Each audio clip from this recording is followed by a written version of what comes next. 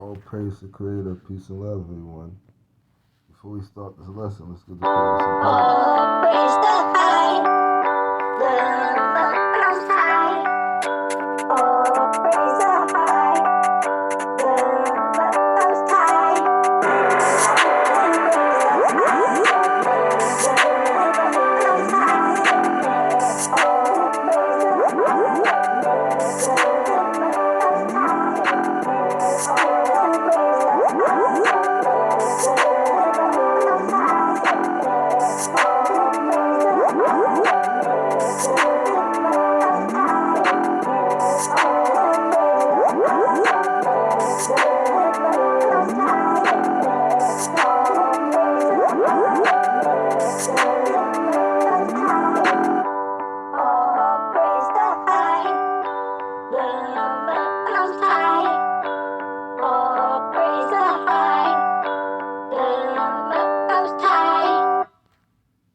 All praise the Creator. So, one of my brothers here sent me something, Brother Bless.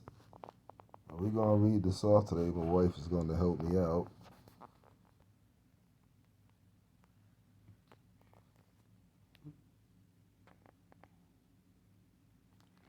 House of Rothschild. No one can understand what has happened to the planet without reading this.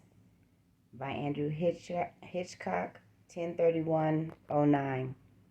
The history of the House of Rothschild. The Rothschilds have been in control of the world for a very long time, their tentacles reaching into many aspects of our daily lives, as it is documented in the following timeline. However, before you jump to the timeline, please read this invaluable introduction, which will tell you who the Rothschilds are as opposed to who they claim to be. The Rothschilds claim that they are Jewish, when in fact they are Khazars. They are from a country called Khazaria, which occupied the land locked between the Black Sea and the Caspian Sea, which is now predominantly occupied by Georgia. The reason the Rothschilds claim to be Jewish is that the Khazars, under the instruction of the king, converted to the Jewish faith in 740 AD. But of course, that did not include converting their Asiatic Mongolian genes to the genes of the Jewish people. You will find that approximately 90% of the people in the world today who call themselves Jews are actually Khazars, or as they like to be known, Ashkenazi Jews. These people knowingly lie to the world with their claims that the land of Israel is theirs by birthright, when in actual fact, their real homeland is over 800 miles away in Georgia. So next time you hear an Israeli prime minister bleating about the so-called persecution of the Jews, consider this. Every prime minister of Israel has been an Ashkenazi Jew. Therefore, when all these prime ministers have curried favor with the West for their reestablishment of a Jewish homeland, they have knowingly and deliberately lied to you, as they were never from that region, and they well know it, because it is they who call themselves Ashkenazi Jews. Must see the video Gog and Magog in the Modern Age. Okay.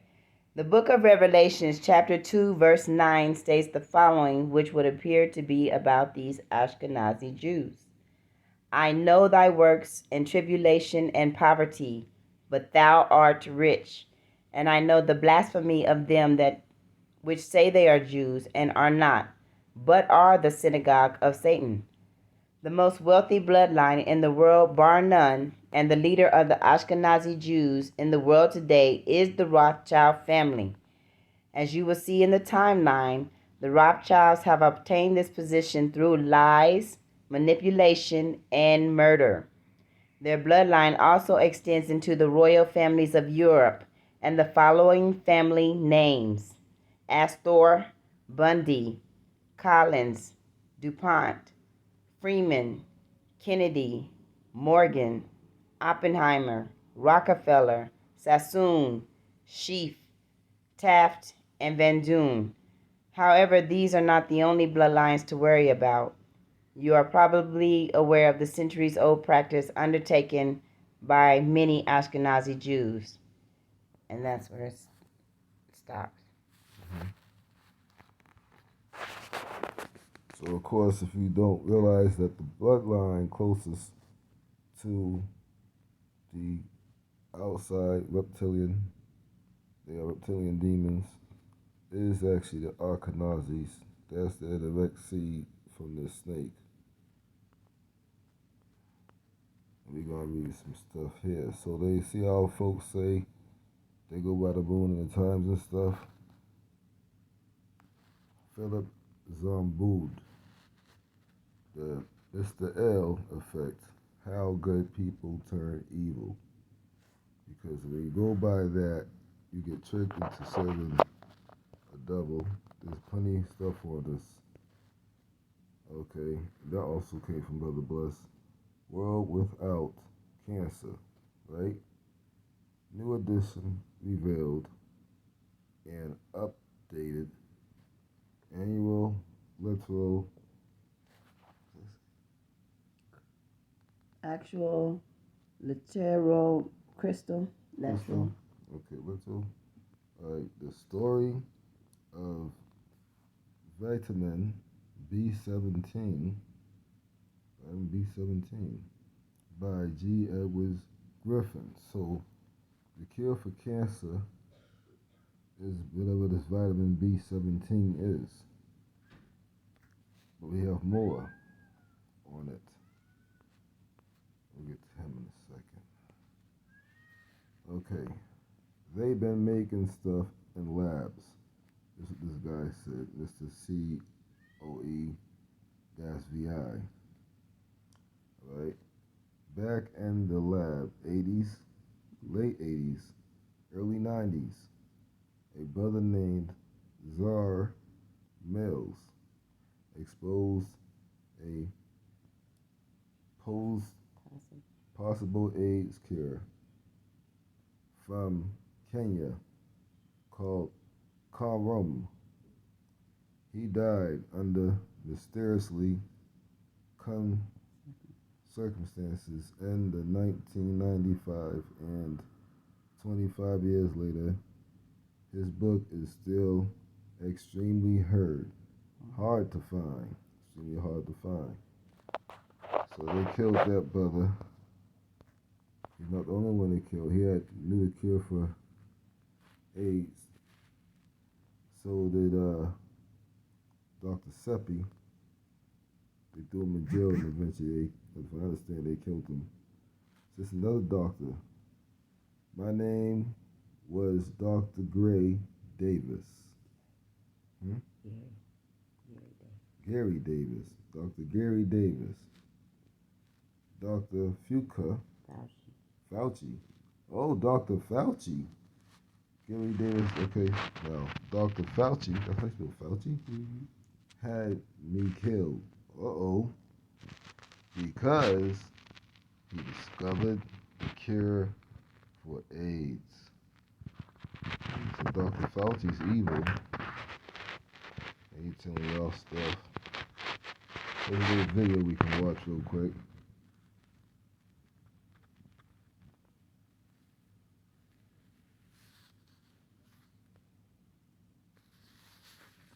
Black people were in Florida long before Columbus, and this is supported by the discovery of over 200,000 ancient pyramids and huge mounds of earth fashioned like cones, animals, and geometric designs stretching from the Great Lakes to the Gulf of Mexico, and from the Mississippi River to the Appalachian Mountains. These structures were built by the woolly-haired black Native American people better known as the Mound Builders, who were the indigenous inhabitants of North America and kin to the Olmecs of South America. On the left is an ancient Negroid basalt mask, 1879, depicting what the ancient American looked like before the arrival of Columbus, and on the right is a black Californian native.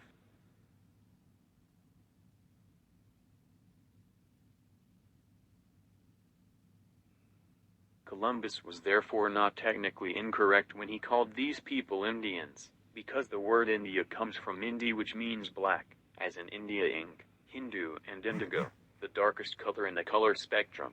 Here is a black Californian native holding a bow and arrow, left during the period when California was ruled by a black Amazon queen.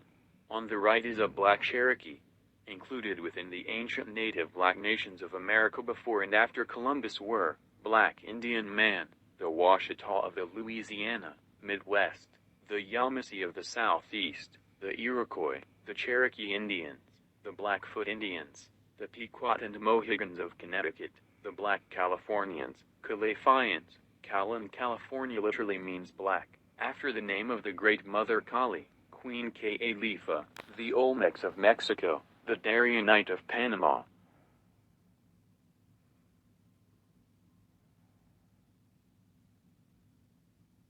The Spanish, who in the early part of that century controlled Florida, gave land to a group of Creek Indians with the intention of creating a buffer zone between themselves and the English settlers who were located in Georgia and the Carolinas.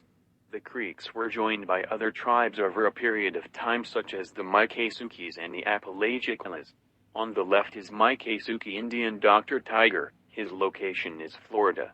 In the meantime, the Spanish encouraged runaway black slaves to head south by promising a safe haven if they converted to Catholicism.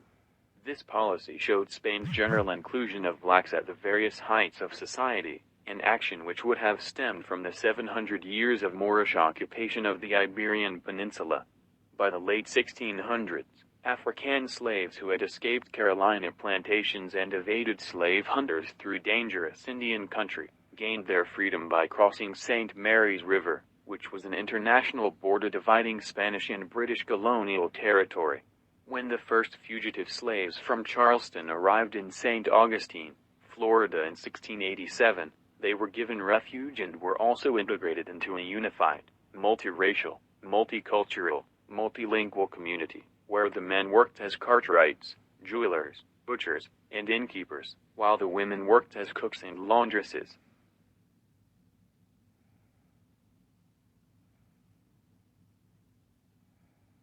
Others became farmers, ranchers, cowboys, interpreters, hunters, small business owners, traders and warriors.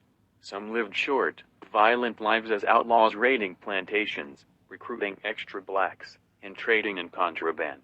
In this new environment, these blacks showed the ability to adapt, to be creative and to survive. By 1738, these former slaves had formed the first free black community in North America known as Gracia Real de Santo Teresa de Mos, or in short, Fort Mose. This outpost was established to protect the capital of Spanish Florida, which covered from the Gulf of Mexico to Georgia and South Carolina, but it was also to assist the Spanish in weakening the slave-based economy of the English settlers in the Carolinas.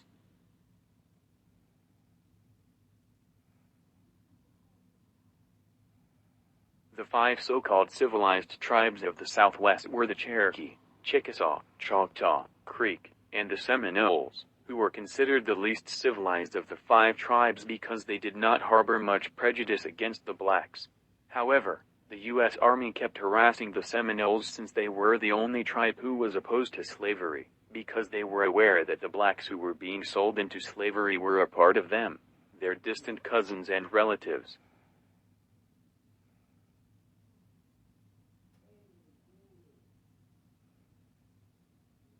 The toughest cowboy to ever live was a black man named Bass Reeves, 1838 to 1910, left, who was born a slave in Arkansas.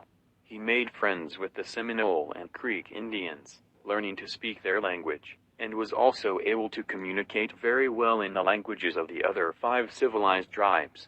He took the time to familiarize himself with the tribes and their customs while sharpening his skills as an ambidextrous marksman, with the ability to fire a very accurate shot with his rifle or pistol using either hand. Bass Reeves' greatest strength was his expertise with firearms, as he was renowned for his ability to draw his guns at lightning-fast speeds. He carried two big .45 caliber six-shooters with the handles facing forward, because he believed it was the fastest way to grip his guns. Numerous outlaws tried to outdraw him, but 14 died in their vain attempts. Standing at a towering 6 feet 2 inches, Bass Reeves was said to be blessed with supernatural strength. He rode a big white horse, wore a black hat, and handed out silver dollars as his calling card. Bass Reeves was known as the greatest lawman of the Wild West, working mainly in the Arkansas and Oklahoma areas. With the help of his Native American assistant, Reeves was able to track down and apprehend a total of 3,000 criminals during his long career, killing 14 outlaws in self-defense. He achieved this through his skills and also because he feared no one. At times Reeves would use some sort of disguise as a means of getting close to the criminals before capturing them. Bass Reeves therefore acquired the reputation as one of the most successful lawmen in the Indian Territory. His record of 3,000 arrests.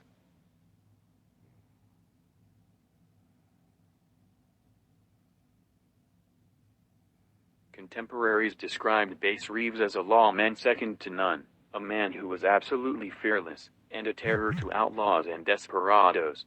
He was said to be the most feared U.S. Marshal that was ever heard of in that country, and his nickname was the Invincible Marshal, the undisputed king of narrow escapes.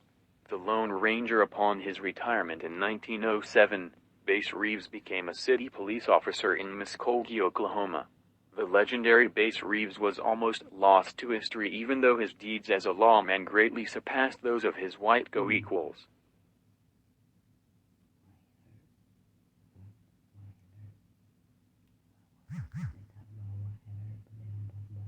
It is believed that Hollywood may have based the iconic character the Lone Ranger, right, on Bass Reeves' legendary accomplishments, although he would have lived a far more dangerous and interesting life than what was gathered from the legends. His character, however, was played by a white actor, Clayton Moore, which further supported the whitewashed depiction of the American West as another display of established racism at work in Hollywood movies and beyond. For decades Hollywood has completely whitewashed the narrative of the black cowboys of the Wild West, much like they did with Egypt and a string of other stories. In fact, many of the first settlers who were freed slaves traveled west and became the black cowboys of the American frontier. In the 1870s and 1880s, about 25% of the cowboys, or 1 in every 4 cowboys on the western frontier, were black, yet their past has been whitewashed and ignored. The word cowboy is believed to have been coined as an insulting word to describe black cowhands.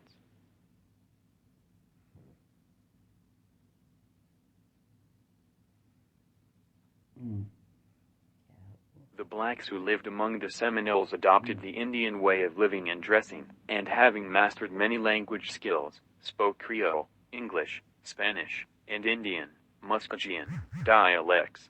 They also understood the ways of the white man since they lived on plantations, and this combination of skills made them invaluable to the Seminoles as interpreters, mediators, and advisors. Their quest involved contact with settlers, traders, other Native Americans, government officials, the Spanish, British, and American soldiers. Today their descendants can celebrate the persistence and perseverance of their ancestors who had suffered and survived deprivation, exploitation, and destitution. In due course the blacks and Seminoles had established such strong communal ties that they merged forces and fought side by side to defend their land and freedom against their American adversaries who wanted to occupy Florida and prevent its use as a haven for runaway slaves. In contrast to the Anglo-American society, neither the black Seminoles nor the Native American Indians aspired to subdue nature but to exist as part of the natural world. However, the U.S. government seemed determined to systematically eliminate the Native Americans and manipulate the descendants of the black slaves, an imperialistic attitude which sanctioned the policies of the U.S. government to treat groups of people with less respect than they treated their own cattle. General Andrew Jackson had arranged to eliminate the Seminole tribe, so he grouped the Creek tribes with U.S. soldiers to eradicate the Seminole resistance, initiating a war that lasted for decades, stretching throughout Florida. The army was faced with great opposition with the resistance of the Seminole, who were guided by Chief Osceola. The First Seminole War, 1817 to 1818, was started by the invasion of eastern Florida by U.S. Army forces under the command of General Andrew Jackson, who destroyed black and Indian towns, burnt Spanish forts, and routed the British. Finally, Jackson captured Pensacola, and the Spanish ceded Florida to the United States in 1821. The black Seminoles remained in Texas and moved to Oklahoma, Idaho, and mixed in with the Blackfeet, Comanche, Kiowa, Apache, Mandan, Omaha, Osage, Pawnee, Arikara, and the Wichita, their closest relatives.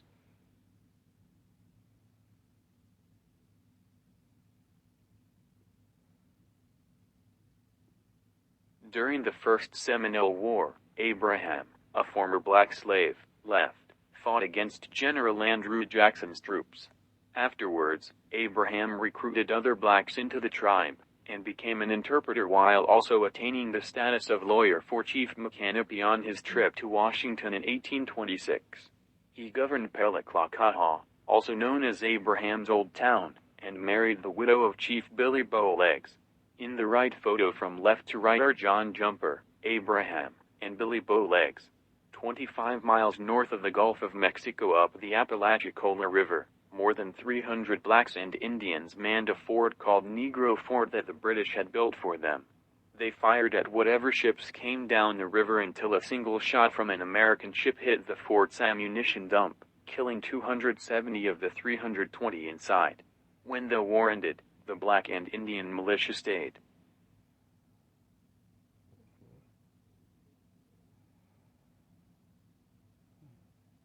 Around 1823, some Seminole Indian leaders were pressured into moving to a reservation site in Florida and to return any runaway slaves that did not belong to them. Using the typical divide and rule tactic, the Indians were told that the blacks did not care about them and only needed a place of safety from enslavement. Later, the 1830 Indian Removal Act, passed by Congress and authorized by President Jackson, decreed that the Indians be moved to the west. But the black Seminoles resisted this relocation attempt by the land-hungry American settlers, fearing that they would lose their homes, their independence, and their freedom. The blacks knew that if they assembled at one place along with their Indian allies waiting to be moved, they would be captured and sent back into slavery. So they took the lead in stirring up resistance to this removal, and joined the Seminoles in guerrilla warfare that incited the Second Seminole War. 1835–1842. Historians compared the Second Seminole War, 1835 to 1842, to the Vietnam War, where many Americans called the war unwinnable and immoral. Daily newspapers questioned why American boys were dying in a worthless piece of Florida swamp as the Seminole War grew into the longest and costliest of all American Indian wars. It was also the deadliest, which cost the U.S. government $30 million, with more than 2,000 regular soldiers and sailors lost. Although the North-South debate over slavery was in full swing at the outset of the Second Seminole War, the public at first was unaware of the connection between the slavery of blacks and the removal of Indians from Florida, but the military was well aware of the connection.